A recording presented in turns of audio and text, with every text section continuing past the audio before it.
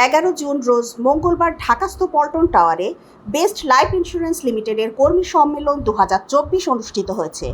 উপব্যবস্থাপনা পরিচালক জনাব মোশাররফ হোসেনের সভাপতিত্বে প্রধান অতিথি হিসেবে উপস্থিত ছিলেন অত্র কোম্পানির ব্যবস্থাপনা পরিচালক ও সিইও মোহাম্মদ নুরুল ইসলাম। বিশেষ অতিথি হিসেবে উপস্থিত ছিলেন অতিরিক্ত ব্যবস্থাপনা পরিচালক মিসেস সুমনা পারভিন।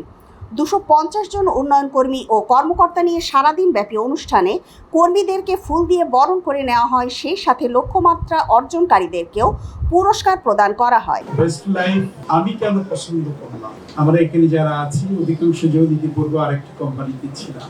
নেপথ্যে কিছু আলোচনা কম বেশি আমাদের এডিশনাল এমডি মহোদয় করেছেন, আমরাও এতে কম বেশি জেনেছি। বেস্ট লাইফের পরিচালনা পর্ষদ অত্যন্ত রিচ একটা বোর্ড। চেয়ারম্যান সাহেব যেহেতু সৎ মানুষ, ওনার সততার নিদর্শন হচ্ছে আমি চাই এই প্রতিষ্ঠান থেকে আমি ভবিষ্যতে কি পাবো, আমরা কি পাবো, এখান থেকে আমাদের কিছু নিয়ে আমাদের কিছু করতে হবে, এটা আসলে আমাদের ডিজায়ার না। সেবামূলক চিন্তা ভাবনায় নিজেদের একটা আইডেন্টিটির জন্য আমরা এই প্রতিষ্ঠানটা করেছি। আমি চাই আমার এই প্রতিষ্ঠানে হাজার হাজার মানুষ আস্থা রেখেছে, বিশ্বাস করে তার আমানত এখানে সে সঞ্চয় রেখেছে।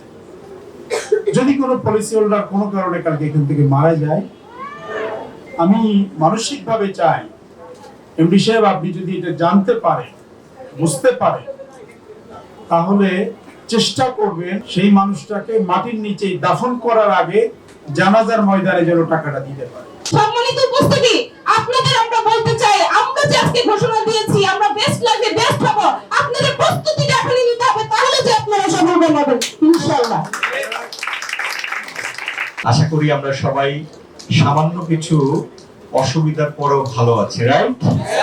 আমরা একটি বড় স্বপ্ন নিয়ে বেস্ট লাইফ ইন্স্যুরেন্সের কার্যক্রম শুরু করেছি এবং এই আজকের শুরুই বলবো, কারণ বেস্ট লাইফে জয়েন করার পরে আমাদের এইটাই আনুষ্ঠানিক একটা বড় প্রোগ্রাম, রাইট?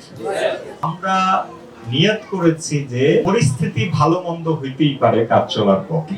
নিয়ত হলো এই কোম্পানি দিয়ে শুরু করছি, কেরিয়ার ইহা পে শুরু ইহা পে